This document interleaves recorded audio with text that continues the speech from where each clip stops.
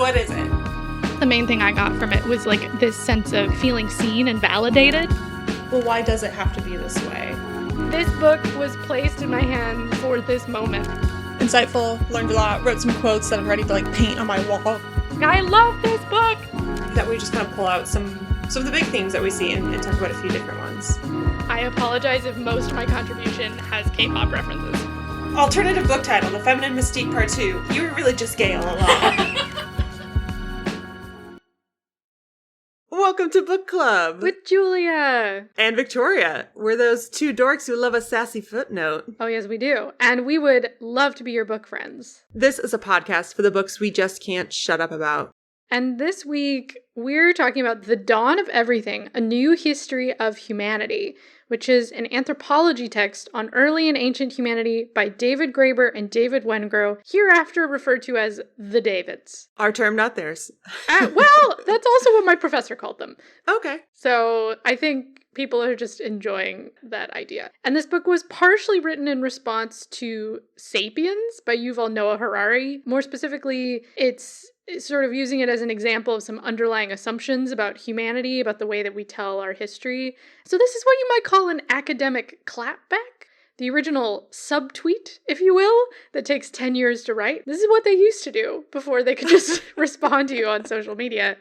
They would say, I hate everything you just said. I'm going to spend 10 years of my life writing a book, and that'll show him.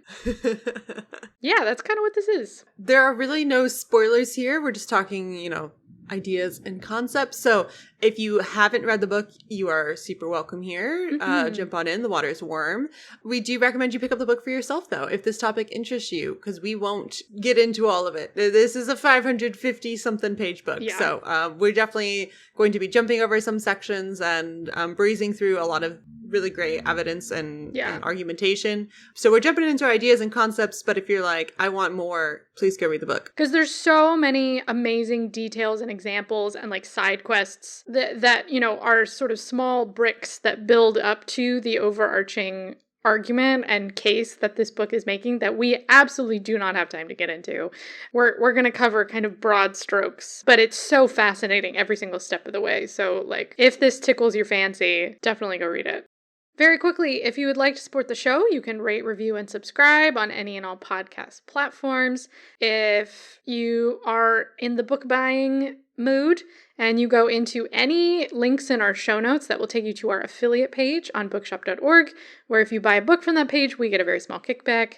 And then if you'd like to join the club, you can go to buymeacoffee.com/bookclubwithjv, where we've got all of our archived episodes, a bunch of behind the scenes stuff, essays, film club series, and those proceeds are currently raising money to get a transcription service as well. So tell us about the Davids. The Davids. So if you listened to our episode, Bullshit Jobs, where we talked about the book by David Graeber, you probably have heard some of this.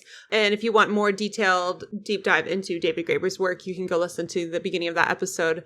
But as a summary, David Graeber was a radical anthropologist, provocative critic of economic and social inequality, and self-proclaimed anarchist who was influential in coining the phrase, "We are the 99%, which was the slogan of the Occupy Wall Street movement. He died suddenly in September 2020 in Venice, Italy, due to pancreatitis. His background, he grew up with anthropology and kind of leftist ideas, very integral to his childhood. His parents were, quote, self-taught leftists. His father fought for the Republicans in the Spanish Civil War, and his mother was active in the garment industry union. In junior high, David translated Mayan hieroglyphics, because what else do you do when you're 13? Wow. And so he won scholarships that set him up for his prestigious academic career, including studying at the University of Chicago and teaching at Yale. And his last tenure was, I believe, at UCL? No, LSE. He was a professor at the London School of Economics at the time of his death. As a public intellectual, professor, political activist, and author, Dr. Graeber captivated a bit of a cult following that grew globally over the past decade. He's known for his books Debt, The First 5,000 Years, which came out in 2011. In this book, he explored the changing definitions of borrowing and who owed what to whom. and he advocated for a, quote, jubilee of loan forgiveness. In 2013, he published The Democracy Project, A History, A Crisis, A Movement. 2018 was Bullshit Jobs, A Theory, which I mentioned already. And then posthumously in 2021, we have The Dawn of Everything, A New History of Humanity that he wrote with David Wengrow. So let's talk about Wengrow. This David trained in archaeology and anthropology at the University of Oxford. So he's a British dude, born and raised and trained. And he obtained his doctorate from Oxford and now currently is a professor at University College London in the comparative archaeology seat at the Institute of Archaeology. He has an extensive career and conducted archaeological fieldwork in Africa and the Middle East. And so throughout The Dawn of Everything, while they cite a lot of research from all across the globe, they do mention specifically in sections where Wengrow was, doing a lot of that fieldwork. They kind of highlight his depth of knowledge specifically in that area. His books include a bunch of different publications, including The Origins of the Monsters, Imaging Cognition, The First Age of Mechanical Reproduction, which sounds, even though it's like a Princeton University press, like it's an academic thing, I'm like, that sounds interesting. That sounds cool, yeah. I want to read that. He has published plenty on the origins of writing, ancient art, Neolithic societies, and the emergence of the first cities and states. Contributed op-eds on climate change and inequality to The Guardian, New York Times, etc. So he's not only prolifically publishing in the academic spaces, but also in more popular spaces, which is similar for Graeber as well. Fascinatingly, he was ranked number 10 in Art Review's 2021 list of most influential people in the contemporary art world, which I don't know why. I guess maybe because of his extensive research on ancient art. Okay. That's a little bit about him. I did not dig much into his childhood because we have plenty to dig into in this episode. And we are me even more than Victoria, but we are very much David Graeber stans. David Wengrow is contributing some very important insights and friendship to David Graeber. Obviously, if he's a friend of David Graeber, he's a friend of mine. But I am not as emotionally attached, Yeah. I think what's important here, though, is Wengrow is the one who's giving the reviews and responses to the book. Oh, true. Yeah. Because of Graeber's untimely death, Graeber never got to see any of the critical response. Right. And so Wengrow is the one that is, responding to that. Notably, The Dawn of Everything, is published for a general audience. And so it was published by an imprint of Macmillan in the US. It was put out for general consumption and not released by an academic press. It made a lot of those best book of the year lists. It got a lot of attention, was shortlisted for the Orwell Political Writing Prize. And of course, it drew conversation, which we'll get into a bit more, is a bit of the point of this book was to start more of a conversation, to start asking some questions and on a wider platform that maybe aren't being discussed and challenging these ideas that the general public have about human history. Some of the most notable responses that Wengrow has responded to was some critiques by David A. Bell, who's a historian out of Princeton who specializes in early modern Atlantic history, specifically French history. And so that initially drew a lot of like discussion around Rousseau and kind of the David's portrayal of the Enlightenment period.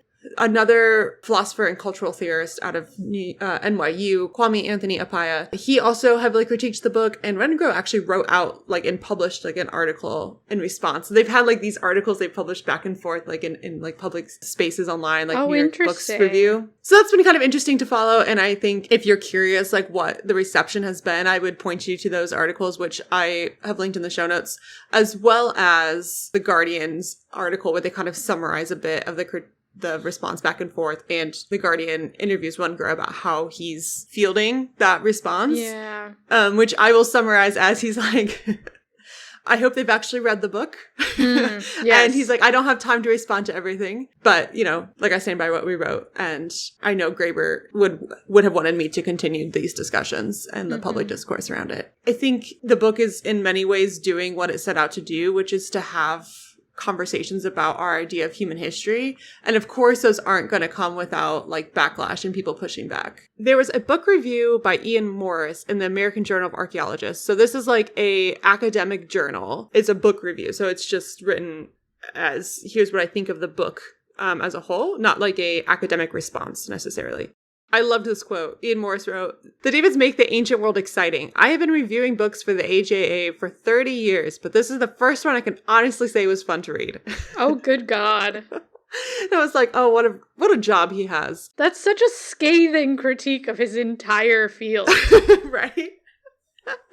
Oh, God. Okay. What else? You know, Morris has, I think, a pretty even-keeled review. I think it was one that I thought one, trusted in many ways because it was published in an academic journal. But at the same time, I could see Ian Morris being very, like, here's what I really liked, here's what I didn't like, here's what I think they could have done more. Ultimately, this is what I think of the book. I thought it was a very even-keeled response compared to many of the others I read, which were, you know, jumping straight into the political, and a lot of responses of like, this book is the best thing ever written, and people being like, this is absolute liberal garbage. And like, I felt like he was from a, not like an academic response like we have with Appiah and Bell, but like with like a book review response, was like pretty even keeled about it. Which one thing I thought interesting too was he says that The Dawn of Everything is effectively 2 books in one.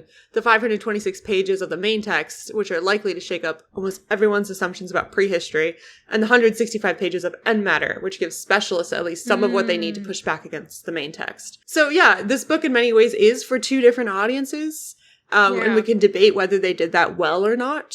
But I think, to Morris's point, like, I'm the general audience reader who got through the 526 pages, but I am not touching those endnotes. Like, I don't... No. I don't need to dig into all the sources, but it's there, and it makes me feel confident that I can, like, you know, watch this academic banter back and forth, knowing that they are using some practices of, like, citing and footnotes and research that they can, like, say, here's what we're looking at. You take a look. What do you think of these?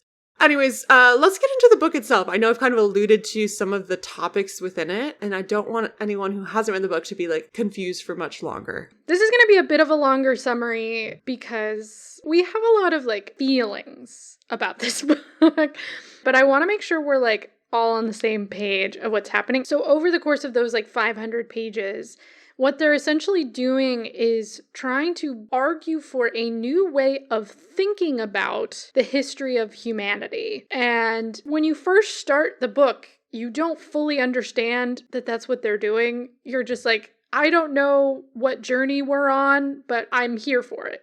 I showed up, I had a ticket, I got on the boat, we'll figure out where we stop along the way. It's like a surprise cruise. It really took over half the book to be like, oh, I can see the vision. So I would like to sort of construct that for you now.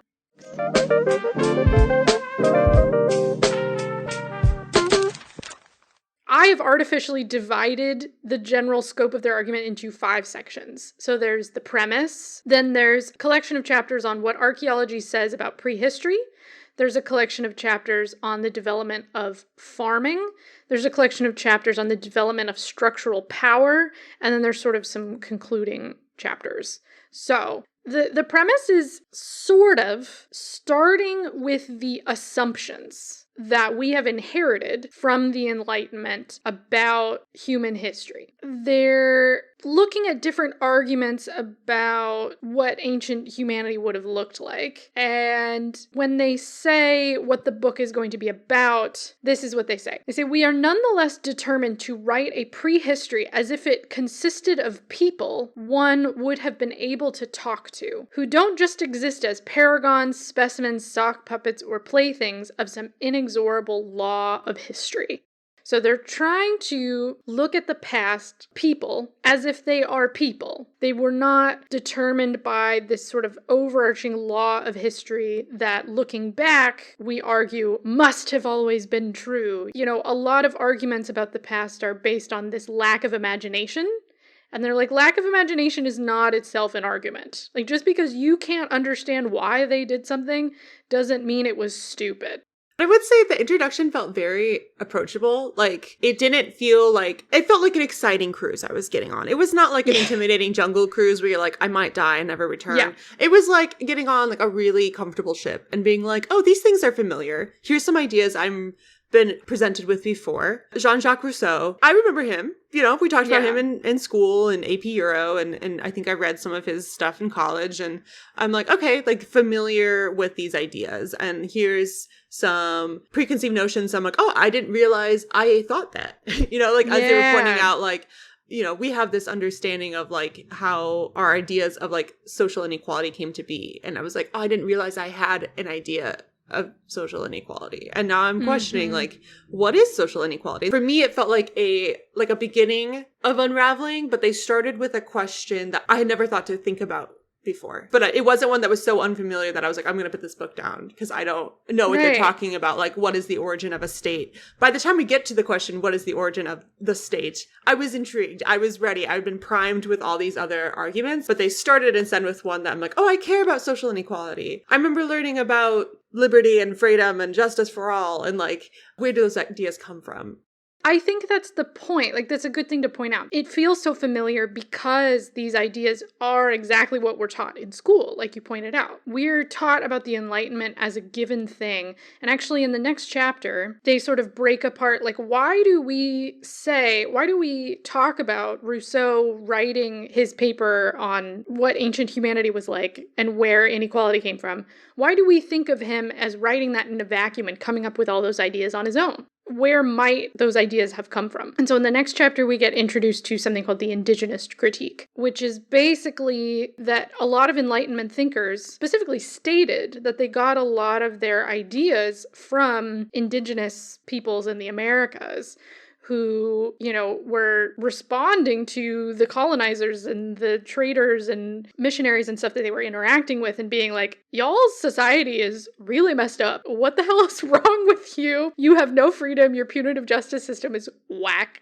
Like, everything about you guys is crazy. Like, what's wrong with you? And so a lot of explorers and people at that time were writing these things down and sending these books back. And Europeans were reading this and being like, you're right, this is really messed up. Why do we live this way? And then we're writing these texts. But intellectuals in present day tend to look at that and just dismiss it as not even being possible. The Davids basically argue that what that dismissal does is sort of insists that indigenous people could not possibly have had any real impact on history, which is just blatantly not true. In order to unravel the assumptions that we have that came from the Enlightenment about human inequality and the inevitability of where we find ourselves, you have to unravel, first of all, the assumption behind the idea that indigenous people did not have an impact on the Enlightenment.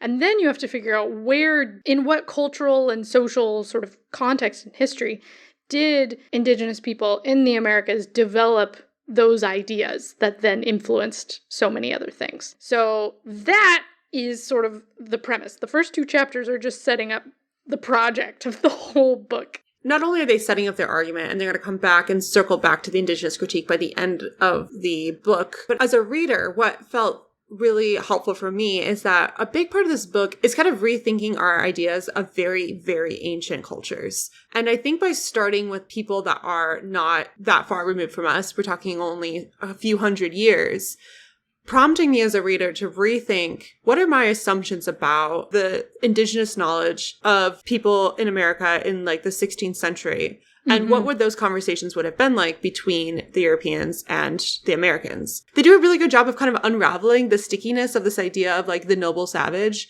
this idea that, oh, they were so like pure and separate and like they were, you know, they hadn't had this like fall. They were like so noble, these savages. And like by putting them on this pedestal, it was like removing them of their humanity. And we've swung the other way where we're saying that's messed up and you can't think of people as like these like perfect illusions just because you want to think of them as like so other and so different. But then we then don't do anything with it. Like we just kind of say, noble savage, that's bad. Let's not have that idea anymore. And instead the result is that we just don't talk about it.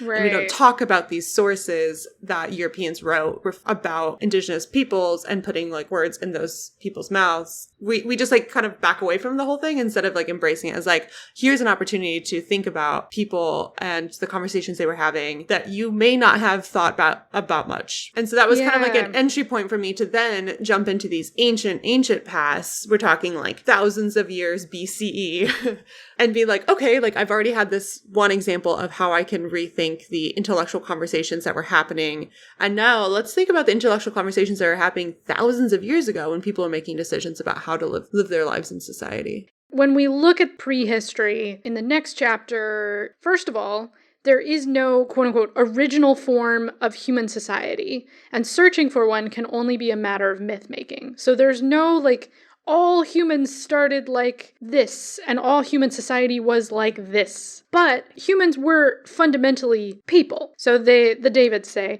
from the very beginning, or at least as far back as we can trace such things, human beings were self-consciously experimenting with different social possibilities. They were fluidly moving between different social arrangements. So like, during part of the year, they would be like sort of in a settlement with some kind of government system and policing and whatever. And then the other part of the year, they would wander around and they would be hunter-gatherers, or they would, be nomads. If we go into the ancient past without the assumptions that we have been taught to have, we see a ton of flexibility and humanity in those very, very distant people. And they basically use this chapter to compare this idea we have about progress, that we are more advanced, that we have progressed in some way, that we are more free now than we were way, way, way back then. And they sort of compare this sense of freedom. The Davids use the example of America because that's like our brand is freedom. And this quote is pretty scathing. So they say, American citizens have the right to travel wherever they like, provided, of course, they have the money for transport and accommodation. They are free from ever having to obey the arbitrary orders of superiors, unless, of course, they have to get a job. Egalitarian peoples past and present were less interested in the right to travel than in the possibility of actually doing so. Hence, the matter was typically framed as an obligation to provide hospitality to strangers, which might seem like an infringement on your freedom, but, as they explain it, mutual aid was seen as the necessary condition for individual autonomy. Basically, if you all know that you all owe each other these certain basic things of like provision, that means that you know for yourself, you have confidence in yourself, no matter where you go. You could go anywhere in the world, or what you think of as the world, and no matter where you end up, you will be taken care of. I think one of the eye-opening things for me was the research and evidence of the historic cultures in North America and South America having such an extensive system of being able to travel really far distances. Yes. And having in North America different clans where you know if you're of a certain clan, you will find your clan elsewhere and you will find accommodation and support on your way as you travel. And it's not based on language. Yeah, either. It's not like, oh, I travel far enough, I'll find someone else who speaks English and we can help each other out. It was like, we will get over language and cultural barriers and understand like, oh, you are Bear Clan, I am Bear Clan. And then there's that amount of like connection support. And we think of being in America as having so much accessibility, right? Like we have freedom to travel across state lines. We've set up our system where you can go from one end of the country to another, but there are so many limits. It's like, well, can you pay the tolls to drive your car? Can you go through all these like hoops and sometimes a lot of money to be able to like be comfortable and have support?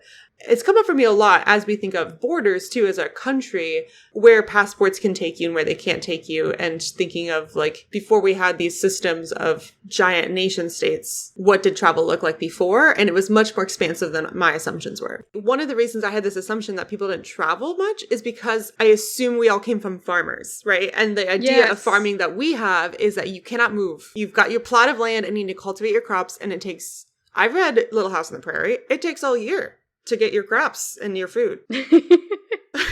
Yeah. So the next sort of section digs into basically the fundamental assumption you get in Sapiens and a bunch of other places that wheat domesticated us and that it forced us to do a series of things that led to our sort of enslavement to land and bureaucracy. And so this is where we really get into the meat and potatoes of their argument. One of the places we have to start is with the fact that people do not like being the same as their neighbor. They don't like being the same as their sibling. They don't like being the same as the person across the street, the rivalries between schools, whatever. We have this tendency repeated throughout history and in the archaeological record of distinguishing ourselves very decisively in a process called schismogenesis. Which is just a fun word. It's a very fun word. It basically is just like the creation of division. And it describes how societies in contact with each other end up joined within a sort of common system of differences. So they're interdependent, but they're specifically trying to not be each other. When you remember that, it puts a different frame on how you look at the way that farming was adopted. Because the adoption of farming took 3,000 years from the time when largely women figured out how to cultivate cereals to our world being dominated by the cultivation of those cereals. Initially, when it started, and for a very long time after they started doing this,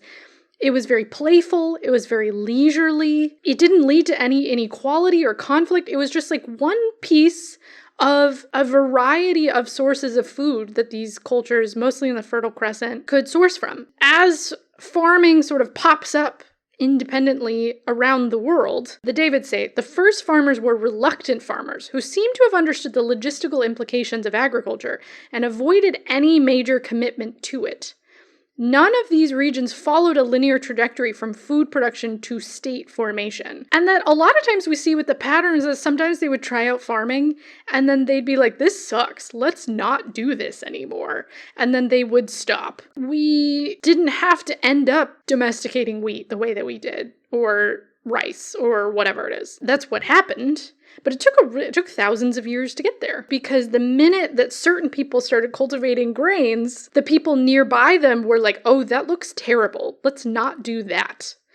The schismogenesis thing comes back. We were not just like blindly forced into slave labor to the almighty wheat.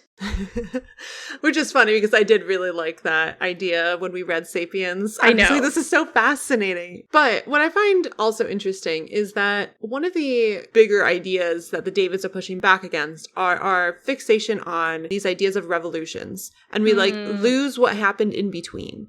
And I think the farming one is a great example where I was blown away to be reminded that the domestication of cereal grains took thousands of years. You know, we think of the agricultural revolution and we use a similar word in the same way we say industrial revolution, which was over a matter of decades, 100 years. And so in my mind, even if the data has always been the agricultural revolution extended over thousands of years, by using that language and kind of talking about it as like, first we have this agricultural revolution, and then later we have this revolution and that revolution and this one, and now these are all the technologies that brought us to today, it puts them almost on even playing field.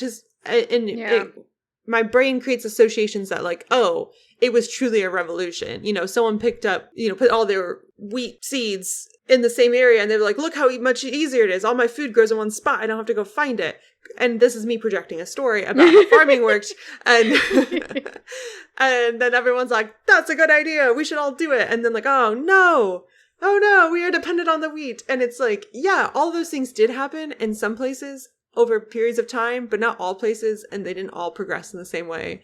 Yeah. I love the idea, and this feels so human to me, of being like, oh my gosh, my grandparents and my great-grandparents and my great-great-grandparents have all been farmers, and I'm over it. I'm my own person. I'm not going to be a farmer anymore. I'm going to go hang out with those guys over there because they're really strong and they just like take food from those stupid farmers. Like, I'm just going to join them. And like, people make choices and they leave their families and they leave their communities, or they join new ones, or they create a new one altogether. And we don't know all the reasons why, but we can, through research and archaeological evidence, make some ideas of like, oh, maybe this wasn't A plus B equals C of farming plus bureaucracy equals nation state. Maybe there's some other things that could have been happening, other decisions people were making.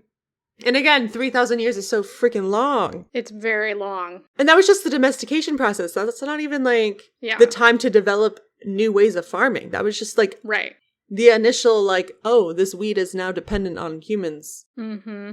So then they apply that same logic about human agency and schismogenesis to the organization of human beings into larger collections, maybe cities. Just because you have a large collection of human beings in what we might call a city does not mean that you have to have some kind of higher power overseeing and legislating the whole process. The mere fact of urban life does not necessarily imply any particular form of political organization and never did.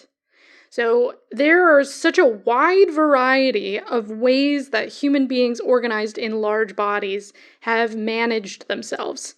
One of the most common ones is to have some kind of popular assembly. So it is almost impossible to find anywhere in the ancient Near East, for instance, that did not have some equivalent to a popular assembly. So what they're really picking apart is the evolutionary narrative in which authoritarian rule is somehow the natural outcome whenever a large enough group of people are brought together. And by implication, that something called quote-unquote democracy emerged only much later as a conceptual breakthrough, and most likely just one in ancient Greece. That was a real sass moment that I really enjoyed. I did laugh reading that. I was like, you go off, Davids. Yes, because it's like, oh, isn't that so true that we're taught and assume like, oh, the Greeks invented democracy and that somehow led to... I'm sure we've even said that on this podcast.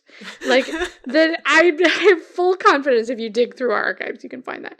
There's a little interlude in the middle where they explain the origins of democracy in the Americas. There were deliberate choices to take the system that they had and be like, actually, we don't like this.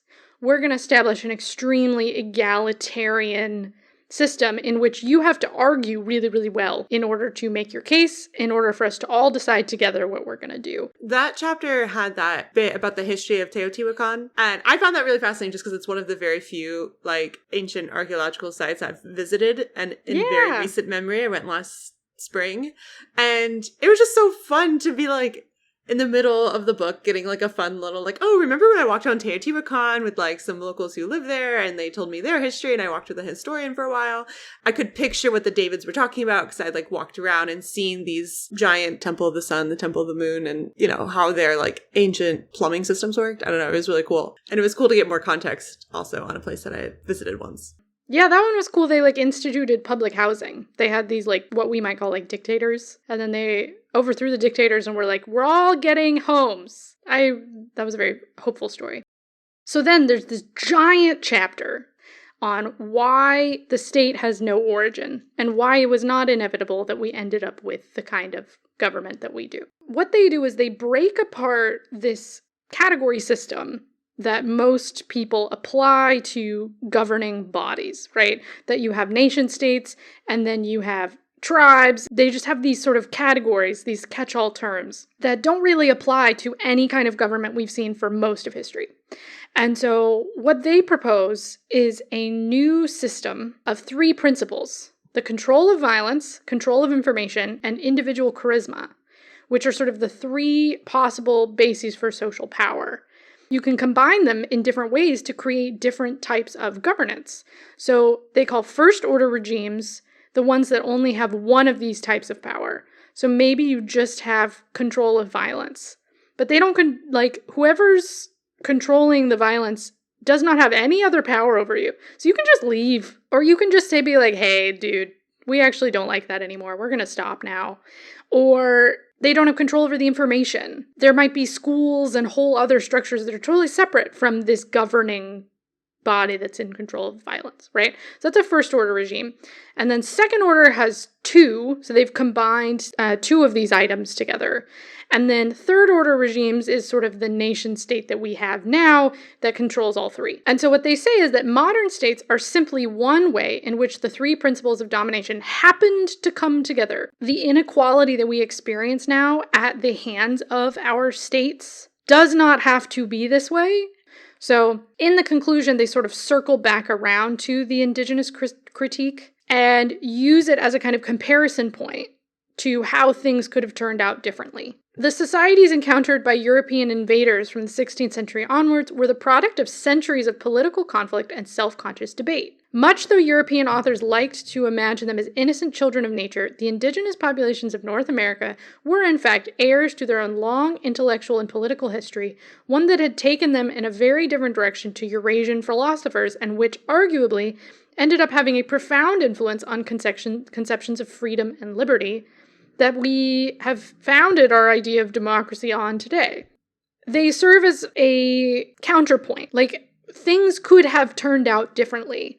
And so we can also then think about the future differently. And so I think we want to spend the rest of the time talking about how this book made us imagine new things.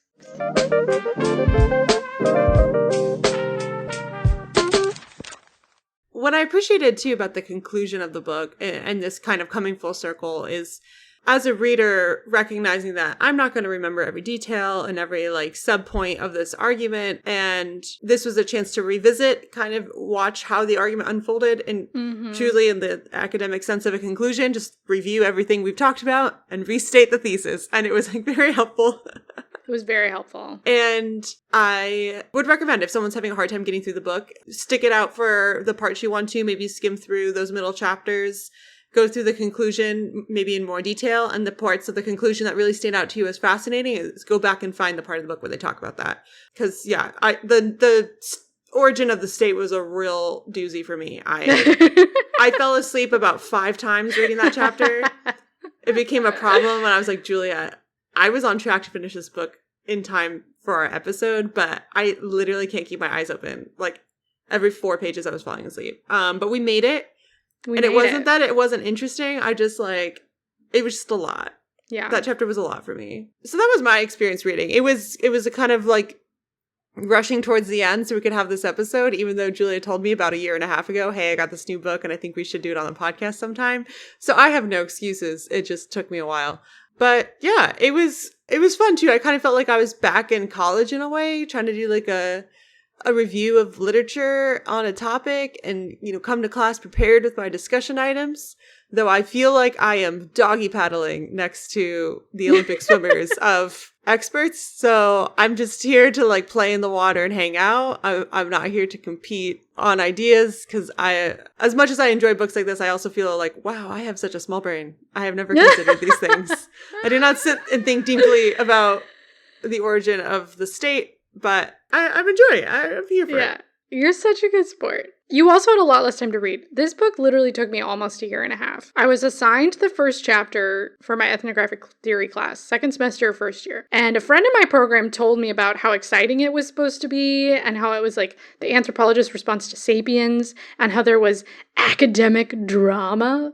And so I had to get myself a copy. And so basically my process was like I would pick it up for like a month and then put it back down for another 2 months. So it was never difficult to read. And I loved every second of it. And it was like life-affirming and exciting. And I was like, I'm a Graeber stan. This is like my bread and butter. But it's just so bloody long. And and I had other things to do. And I had other books to read. And like, I would just come back to it. And if I would forget what we were talking about, as you said, the conclusion really helped. I'm really happy with my experience. And I will talk about the things that I've learned from this book to anyone who will listen.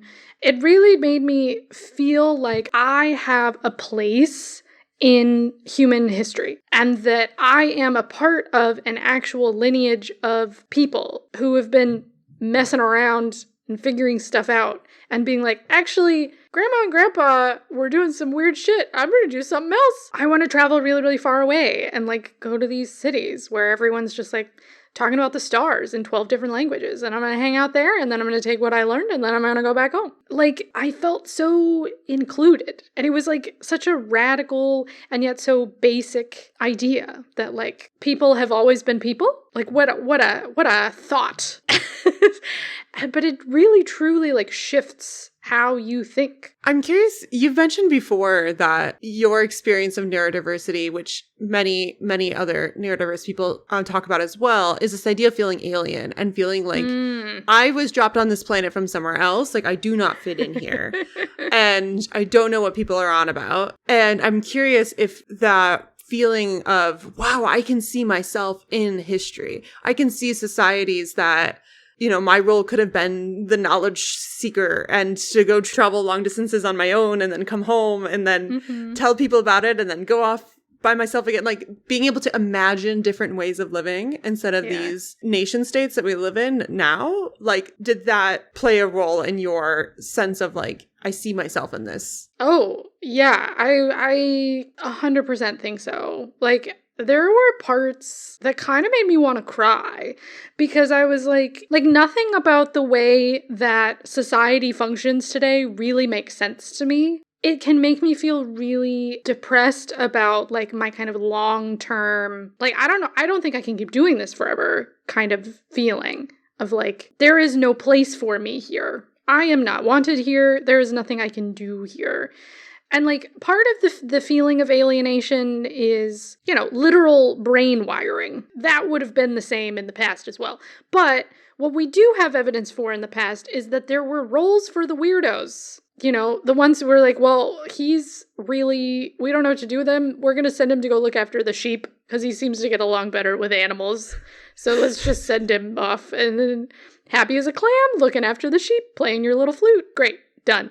The like spiritual leaders, you know, I have been told before that like I would have been some kind of witch or goddess or something where I could use my pattern recognition to be like, oh yeah, this is what's happening to you, or this is what's going to happen in the future, or like whatever it may be. It's different than being an outcast, right? It's like an integrated role. And like now there is no place for deviation from the norm. I mean, we spent a whole episode talking about how the norm has come to govern our lives. But that was not always the case for thousands of years. That was not the case. And there's something really profound about feeling a sense of belonging in my own species for the first time. Of being like, oh, I am inheriting something and I could have been part of this. And like, I would have understood these people just as much as they would have understood me, even if we would have been separated by all these barriers. Like, that's a really profound thing that I don't often feel. Most of the time when I am taught about humanity, go, what? Like, it's just like it feels very foreign. Like there's no place for me there. So that's something that I have personally gained from this book. What about you? What is something that you feel like you've personally gained? I have really enjoyed the experience of using my imagination a bit more when thinking about the past. Mm-hmm. And obviously I'm not trained in like the research and stuff. And they're writing this book for a general audience, so they know a lot of their readers are going to be like me. But this prompting to just like question, why do I have this inherent idea that the world is either progressing or devolving? Mm-hmm. Why am I stuck in that binary thinking? And what if I think of it instead as we've been humans the whole time. We've tried a lot of different things. This is a thing we're trying right now. Generations and generations from now, there are maybe a lot of people who are like, that was dumb. Why did we experiment with that? And in the same way that we look back and I'm like, the Romans were dumb. Why were they like, had gladiators and cage fights? Like, no, I don't like that. I think also as a woman, it was really interesting to have imagination about what it was like to be a woman in different times. Because most of my imagination's been pretty limited to, and I've said this many times, when someone's like, oh, what period in history would you have wanted to live in? I say now, because I have rights. You know, like, I don't want to live at a time where I didn't have birth control and the ability to own property and like have money and make decisions for myself. But that is also thinking on a very limited scale. I'm only thinking back over the last, several hundred years. I do really like modern medicine, I will say. It's nice to have a, longer life expectancy, but I don't know. Maybe I would have really thrived. I would have been an elder at 45. It'd been great. That was part of the imagination too, was reading about these societies where there was some we read about in here where the gender roles were absolutely atrocious. And I'm like, I'm really glad I did not live in that world. There's also societies where the women were in charge, or the women, we don't see any big distinctions between genders. And, there's a lot of emphasis put on different aspects of living. And the Davids aren't saying like, oh, and that's an example of a society with perfect equality. They're like, we literally can't know. And asking about whether or not there is equality is, they've pointed out, not necessarily the best question to be asking, but to imagine what this society was like based off evidence we have, that like, it may not have been as doom and gloom and bleak as I might think. I was thinking a lot about Rebecca Stott's novel, Dark Earth. We had Rebecca on the podcast last year talking about her book. Rebecca picked a time period that we literally know very little about in a very specific place. and had like literally one piece of an artifact from a museum that she's like, what is the story behind that artifact? I want to understand. You know, we might not all be writing fictionalized novels about prehistory, but we can begin to think a little bit more of like, what would it have been like to live in a society where the location that we lived completely depended on the seasons, and the type of government structure we had changed depending on what our society was up for that day, you know, or that, you know, time period. I mean, something that we've been reiterating over and over again is that we've always been human. And so, like, any chance the Davids have to frame the far past in terms of how human beings of various societies around the world experience the present, they don't necessarily say this is exactly how it was. What they do is they sort of open up your mind to, as you were saying, kind of imagine, oh yeah. You know, one of my favorite quotes is on, they're sort of critiquing the European assumption that the nuclear family has been the foundation of human society for forever, which is explicitly what we were taught in high school, the two of us. And the quote is, "There is an obvious objection to evolutionary models which assume that our strongest social ties are based on close biological kinship, in that many humans just don't like their families very much." And this appears to be just as true of present-day hunter-gatherers as anybody else.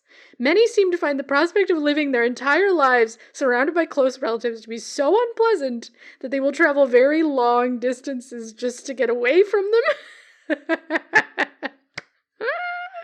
I found that humorous as well. And I think it also challenged, again, my idea of like, okay, there's this idea that we have, you know, 150 close connections, and that's about all we can really mentally maintain and keep track of, even if we know we live in a larger society, which they do cite and they talk about, and it stands up and all that. But in my mind, I'm like, well, if you only have 150 people near you and you don't live in a city, those 150 people must be related to you, right? Like this idea, and we see it in like, you know, small towns in America where people joke that you've got to check with your parents before you date anyone in case they're a cousin. Right. Like they're just like this idea like, oh, we all live in the same spot. But that isn't always the case, and not necessarily the case. And even like they said, the example of present day, so like 21st century hunter-gatherers, these groups, even if they stay around 150 people, it's like, oh, these four, yeah, they showed up a few years back, you know, they joined the group. We have similar values. They joined our group. And like, oh yeah, my cousins all left. So much drama with the parents. Like, they're out. But I hear they're doing well. Ran into their group a while back. Seem to be doing great. Happy for them. Happy for them, though. Yeah. And this idea is like, oh yeah, of course. And if like there's other reasons than, oh, it's just a biologically bad idea to inbreed. Right.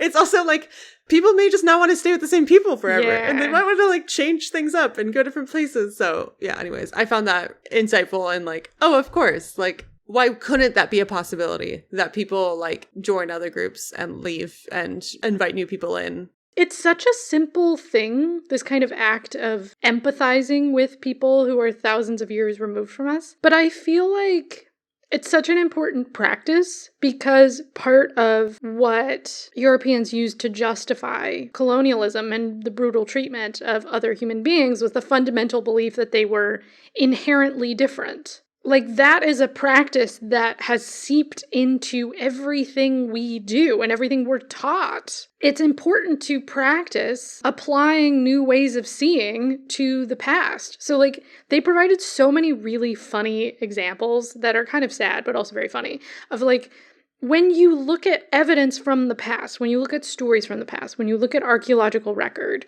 with a racist or a sexist lens, that is what you will see. But if you look at the past with the lens of, oh, these are going to be human beings who may not be exactly like me, but they're going to be human beings with thoughts and feelings and choices. That is what you'll see. There was this story, they had this sort of interlude about women in history towards the end of the book that was amazing.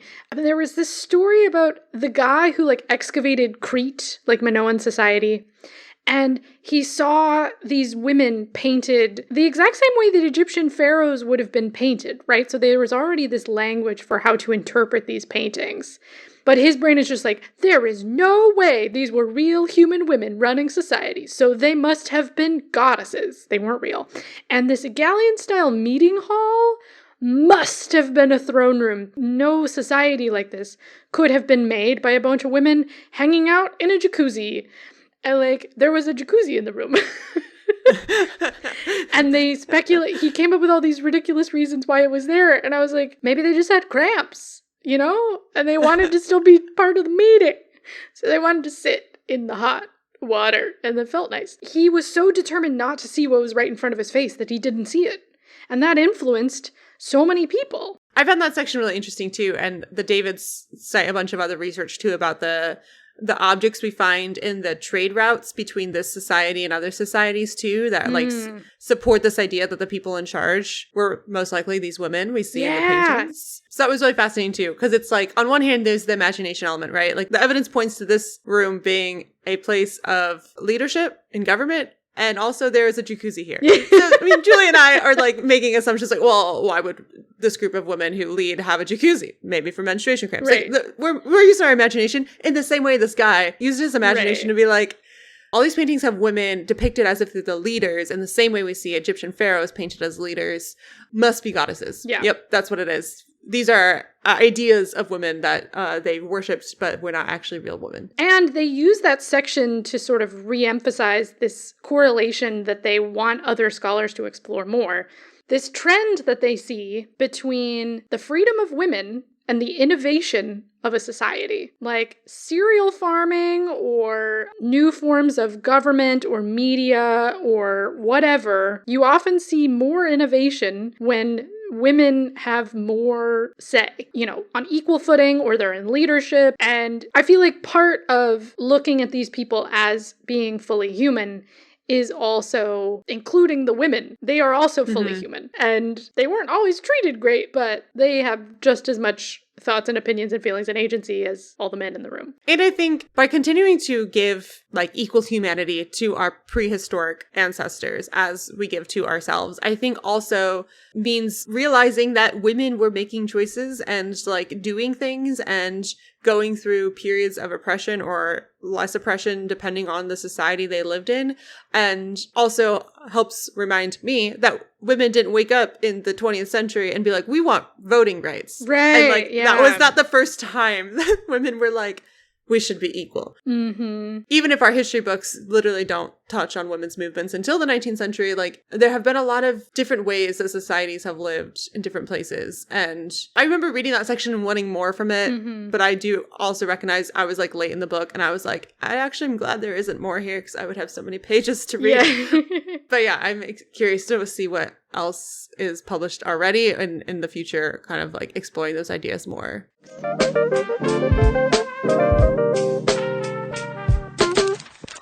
We sort of feel like we've learned to see the past in a new way. We've emotionally connected to it and we really enjoyed it and we're thinking about the past differently, right? So then what do you feel like you are then inspired to apply to the present? Because this book really is trying to draw that connection between past and present.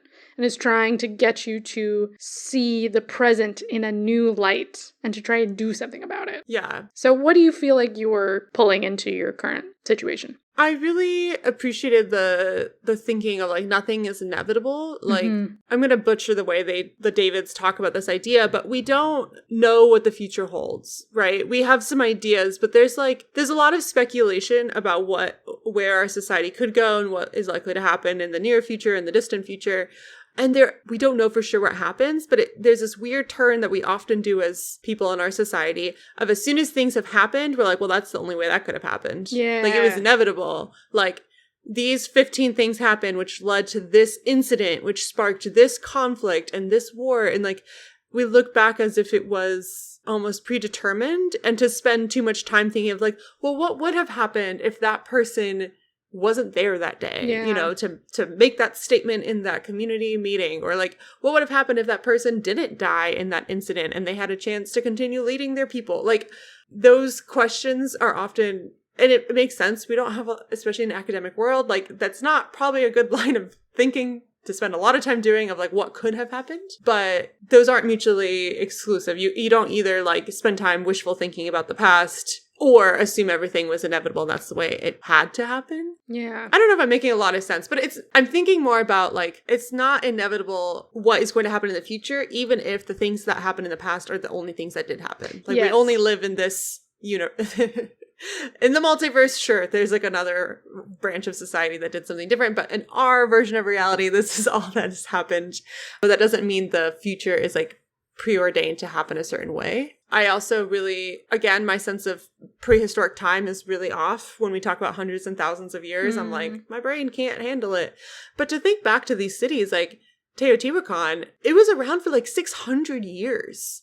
Like, I live in a giant city. We have not been around more than 100 something. No, more than that. We haven't been around for more than like 250 years or whatever it is. Like, we're like a little baby city. And we have these entire societies that lived for hundreds and thousands of years. They had change. And I'm sure someone who sat in Teotihuacan, 250 years into the city being around, being like, this feels like this is all there is. Like this is the way it is. This is our society. And they didn't know that 17 generations after them, that city would no longer be inhabited. But like, yeah, I don't know. I don't feel like I'm getting anywhere. No, you are. Teotihuacan is one example. They give a bunch of examples throughout the book of societies that reversed their trajectory. They were in a situation where they had a rigid class system, or they had ritual slaughter. There's an example of Cahokia in the Mississippi River Valley. There's like massive network power structure. And this one region in China, in these different parts of the world, there were people who had this kind of inequality and this power structure that they didn't like, and they changed it. They said, I don't like where this is going. Let's do something else. And so, like the one in China, I liked that David say, this sounds a lot less like collapse than an age of widespread prosperity following the abolition of a rigid class system. It suggests that after the destruction of the palace, people did not fall into Hobbesian war of all against all, but simply got on with their lives. Here on the banks of the Fen River, we might conceivably be in the presence of evidence for the world's first documented social revolution. So this is from like Neolithic era. Like this is very old. Like just because you're going one direction doesn't mean you have to forever. It might feel like you are. And, you may not see the boat turning for, couple decades. You know what I mean? Like you might not see the consequences of the changes that you made immediately. Sometimes you might, sometimes you might not. But the book encourages us to partially grieve the possibilities that we did not get to live. It's very upsetting to think about, like, we could have been living under radically different conceptions of what human society is about. Mass enslavement, genocide, prison camps, even patriarchy or regimes of wage labor never had to happen. And that's very upsetting to think about. But on the other hand, that also means that even now the possibilities for human intervention are far greater than we're inclined to think, right? So yes, environment does matter, obviously. And we're in the systems that we're in. We can't remove ourselves from our current situation. But that we're all every day making choices. And like nothing is inevitable. Not even war. They have this whole side tangent about how war is not like, there's no evidence to suggest that war is like an inherent human quality. Like it comes and goes for hundreds of years. It'll just be gone for a couple hundred years. And we're like, where did it go? And then it'll come back. And I think with that process of grieving the past that could have been and thinking about what could be for the future, it's such a more hopeful experience. When you get to the end of this book, you feel like you can keep going. You feel a sense of hope. You feel a sense of, it's going to be really hard and we might mess it up along the way. Like Neolithic humans, ancient humans were getting things wrong all the time. It wasn't like they were in this perfect tropical paradise. But my favorite way that this book is in contrast to Sapiens is that Sapiens leaves you feeling so depressed and so like we're screwed. Humans are horrible. The war is already won and like we're just done. Like you might as well just lay down on the ground and not do anything. And yeah. Right? And this book does not do that. This book says the future could be literally anything. Go out and imagine something else. Yeah, I think I feel much better about the world than I thought I would reading this book. Yeah. I don't know if I had an anticipation that I would feel bad about the state of things at the end of the book. but I didn't think I would feel as hopeful as I do. I also am even more in love with sci-fi after reading this, which is a ridiculous comparison to make because this is nowhere near sci-fi. But I mean, science fiction is a way that we can like imagine a different future for ourselves. And we get to like play with ideas in a way that like we can't always do in the present. Yeah. You know? And so you can like write a book and do a lot of thoughts or experiments, or I don't know, I'm thinking of like our Ursula K. Le Guin episode, Reading the Dispossessed, like imagining other government systems and what the implications would be. And I love a nonfiction book that makes me love fiction even more. Yeah. That's great. Fiction as a tool to continue imagining. I also have been thinking a lot about how there are broad strokes of what our society is like, right? In broad strokes, there is limited mobility, and it really depends on your financial situation and citizenship in order to be able to like move around. That's broad strokes true. At the same time, I'm also admiring the systems that are smaller and more community built that I experience in my life, and how appreciative I am that like we have other ways of living even within these ways of living. So for example, my family, we've had a lot of experiences of like offering housing to other people in the same way that I have been offered housing by other people. Like when I was an intern, I went and lived with like a family friend who just opened their house to college students. And now my parents are the empty nesters that just opened their house to college students, and they had an intern live with them for the summer. And it's like, it's just like a community thing of like, we can still build different things. And I want to like celebrate that habit in my family and be like, oh, how can I continue to do that for others? And like, it's a value of my family to be a welcoming space. Having a guest room is like, I don't know, more important to many of my family members than having a nice backyard. We're all like, I finally made it. I have a guest room. You know, like that's like a level of accomplishment in life, is just being able to have that extra space to house guests and like being able to like keep our doors open to other people. And so, yeah, even if on a smaller scale than imagining a whole new government system, I'm thinking of embracing the things that make my 150 person sphere unique, and how I can like live into the way of being that I want to live in, you know? And we talked, I know you and I have talked a lot about seasonal lifestyles and like how can we embrace like winters in Chicago suck. How can I leave every winter, you know, lean into my welcoming community that lives around the country and around the world, and then reciprocate during the beautiful Chicago summers, have everyone come visit me and like live a seasonal life and shifting my lifestyle depending on the seasons and not being stuck with or feeling stuck with like a certain way of living. Yeah. I feel like even that books that help people who get periods reimagine how to live their days or their months, you know, in tune with their cycles of their body and their hormones and all that kind of thing. I feel like that's a very small personal way of practicing that reimagining. And then like you can think bigger in terms of like that woman who convinced all her friends to move into the same apartment building. Or, you know, there's various degrees of things that we can do as individuals, as community members, like different ways that you can prioritize your life. Something that you've touched on a couple times, and I think that I even just started really articulating last night, is when I'm thinking about me as one individual in this vast sea of systems and time and climate change and all these things that feel like they're all disasters all at the same time. This book, yes, nothing is inevitable, but it's also talking in vast timescales. It's a good reminder, like it made me think of my own timescale, how like the choices that I'm making right now, I'm not getting immediate feedback about what they're doing, and I won't for another few months, another few years, another few decades, like generations. You know what I mean? Like I'm getting the feedback of the choices that I made 10 years ago, or the choices other people made around me 30 years ago. I feel like it can be helpful to have some perspective on, like, just because you're not seeing the exact consequence of your reimagining and your new choices and your new ways of being right now, doesn't mean that's not working, doesn't mean it's not doing anything.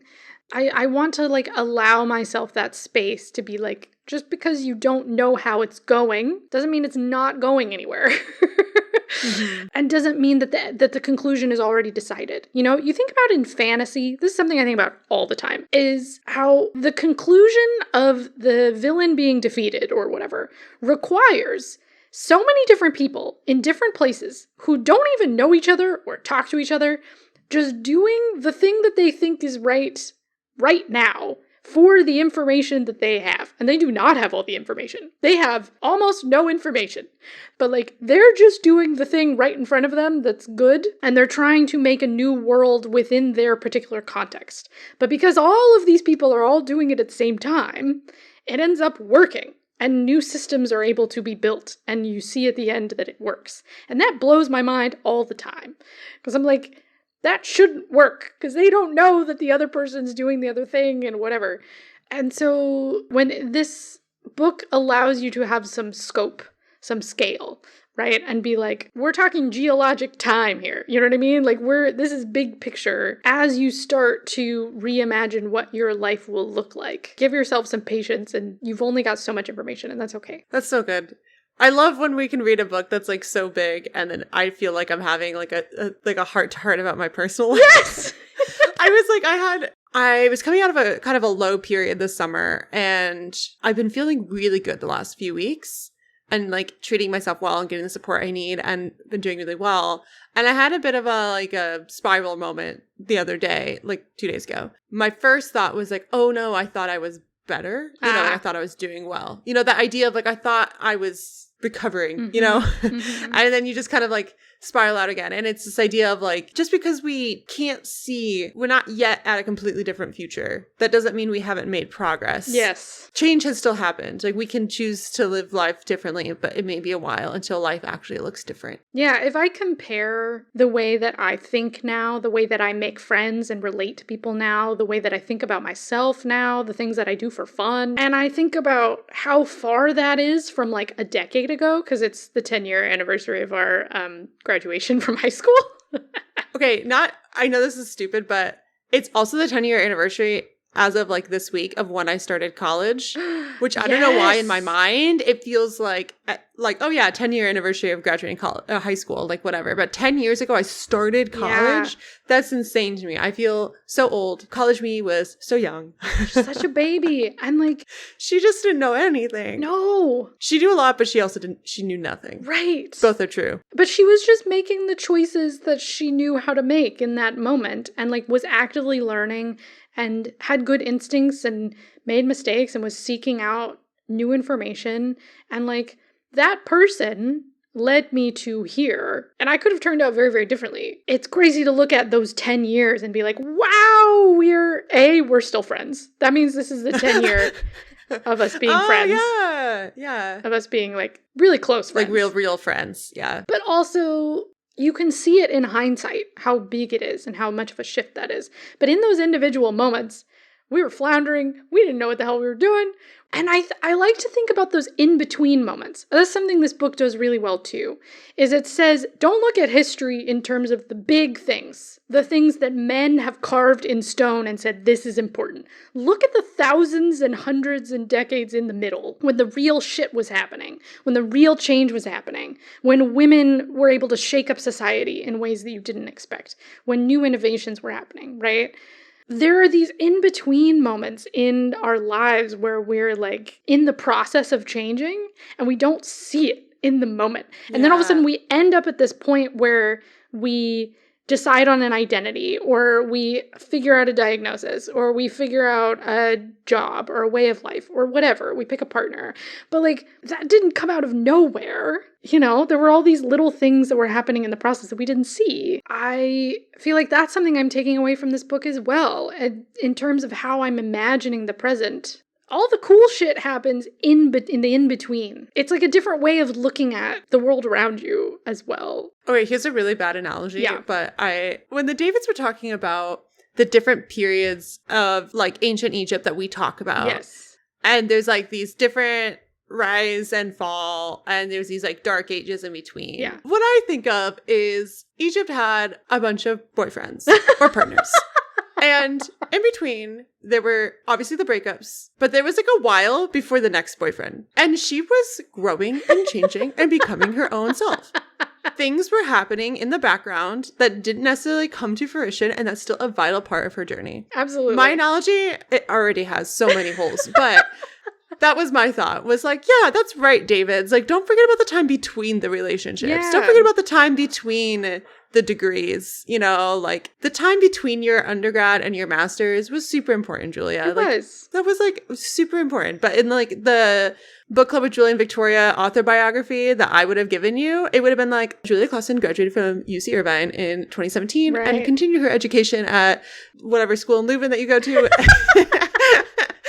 Graduating in 2023. And it's like, oh yeah, pivotal milestones. But the periods in between is where all the growth happened. Yeah. Went through a global pandemic, got an autism diagnosis.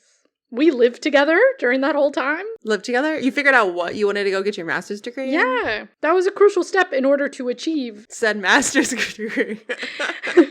That was important. Absolutely. Maybe I'll leave it with this quote, but this is what the Davids say. Nowadays, most of us find it increasingly difficult even to picture what an alternative economic or social order would be like. Our distant ancestors seemed, by contrast, to have moved regularly back and forth between them. Perhaps it began to go wrong precisely when people started losing that freedom to imagine and enact other forms of social existence. And to me, that feels like kind of the crux of what this whole book is for. Is like the whole book is an exercise sort of demonstrating for you, here's how to reimagine other forms of social existence. And here's how to use your own human eyes and not, some perspective that you've inherited from empire, from men. Use your own eyes to look at the past. Here's some possibilities of what you could see. We don't know everything yet. There's still more to be seen. And now go forth with this practice that you have experienced and imagine something else. Yes, it's sad, but it's also like such an incredible call to action that this book is unfinished. It's a demonstration. It's an exercise, right? It's a question. A learning to ask better questions even. It doesn't even give you an answer to the first question that says, that's a bad question. Here's a new question. Go ask this one about your world. That's why I'm not really interested in other people's academic critiques, because I'm like, that's not really the point, Mm-hmm. So we will leave that with you, listeners. Go ask better questions of your world. And see what you assume is true, and try assuming something else. See what happens. Yeah, my hope for The Dawn of Everything is that, it becomes an example to academics, especially in the anthropology and archaeology space, that there is a market for the kind of writing they have, and that we crave, as the general audience, expertise and insight. And we want to, hear from trustworthy sources, but we're not going to go to the academic presses. Those are really important for ongoing discourse and to have, peer-reviewed science and research. But there's also a market to put yourself out there, even though it's probably scary because the Davids definitely had people coming for them. They pissed a lot of people off. But it's worth it, to keep, if you think your research is important and means something to the world, then let's find a way to put it out in the world. I'm biased. I'm not a scientist. I don't have to do that with my own work. So whatever. I just have a podcast. We just talk about other people's work.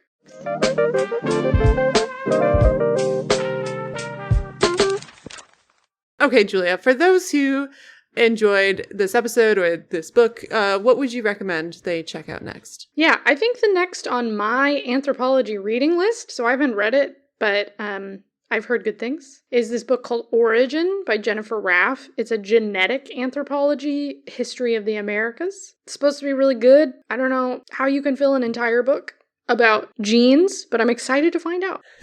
And then I would also recommend Braiding Sweetgrass by Robin Wall Kimmerer. I think anytime we were spending with, indigenous people in North and South America and the kind of egalitarian environments that they very purposefully created pre-colonization, and even in the midst of colonization, made me think about the way that she is picking up that mantle of reimagining. She's calling back to her own ancestry and the ancestry that she's inherited and the ideas that she's inherited, right? And she is starting to reimagine science. And it doesn't look exactly the same as it did back then, right? Because she's a different person in a different context.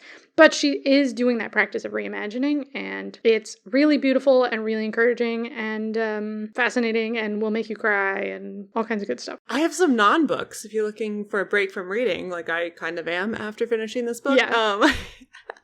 There's a video that Kirkazon, it's a YouTube channel they put out called The Last Human, A Glimpse into the Far Future, which I was thinking about a lot while I was reading The Dawn of Everything. And yeah, I watched it with my partner and we talk about it frequently. It comes up. So I would watch that. It's pretty short. I also really enjoyed the podcast If Books Could Kill. So if you like a discussion of social, political books that have shaped the ideas of the general public in America.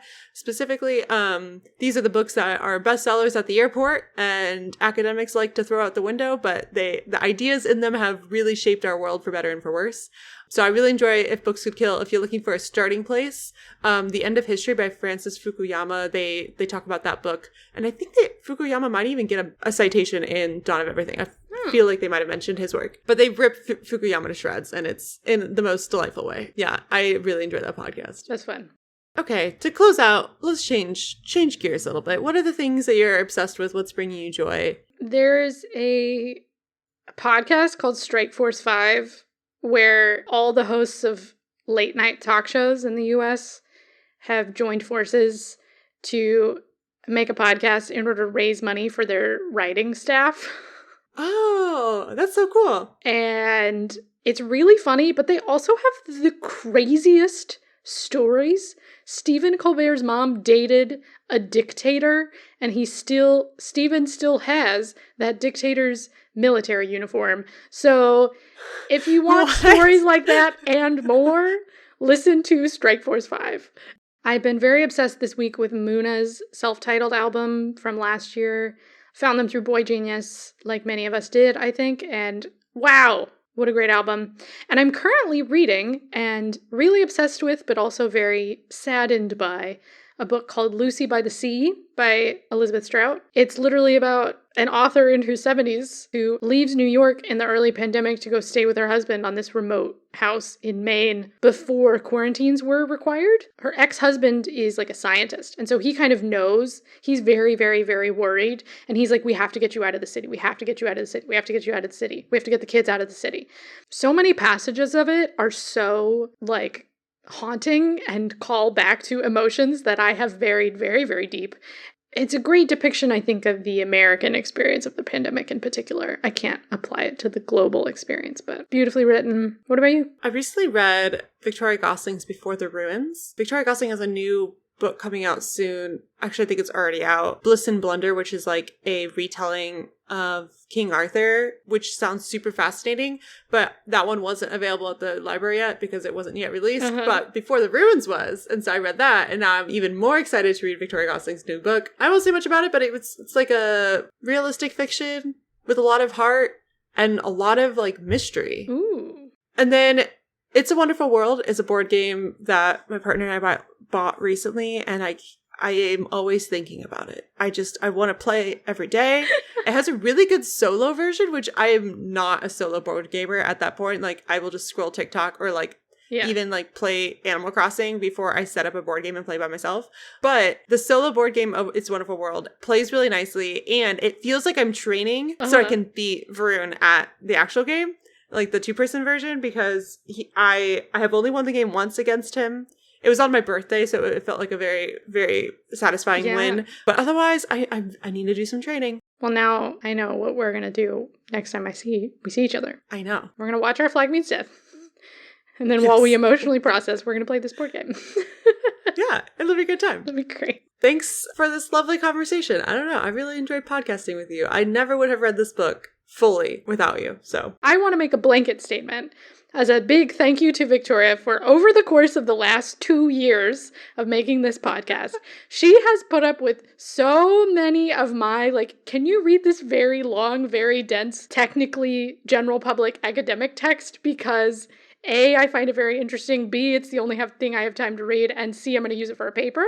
And she has been so just like gung-ho to like try things. We've had some amazing conversations, and now I'm very excited to enter the era of what does Victoria want to read? coming soon in a season near you. Victoria figures out what she wants to read. Yeah. No, I'm honored. I feel like I don't think I'm close enough to an honorary master's degree, but I should get like an honorary associate's degree in anthropology at this point from the University of Julia Clausen. So I will take that certificate. Absolutely. I will someday. give that to you. I'll print it out. You deserve it. So more exciting things to come that probably won't be anthropology. Thank you for listening to Book Club with Julia and Victoria. We would love to hear your thoughts on this book or the topic we discussed, so you can share your review and recommendations with us on Instagram at bookclubwithjv, on our website, bookclubwithjv.com, or by leaving a review on Apple Podcasts. You can also visit our website for show notes with links to all of the recommendations and the things bringing us joy. If you don't already, go ahead and follow us on whichever podcast platform you are listening on so that you can be notified when our next episode is released. This episode was co-hosted and produced by myself, Victoria Brewick, along with Julia Clausen. Rebecca Gasme provides us with project management support. Our music is composed by Greg Brewick, and our logo was designed by Gabby Febland. Until next time, happy reading.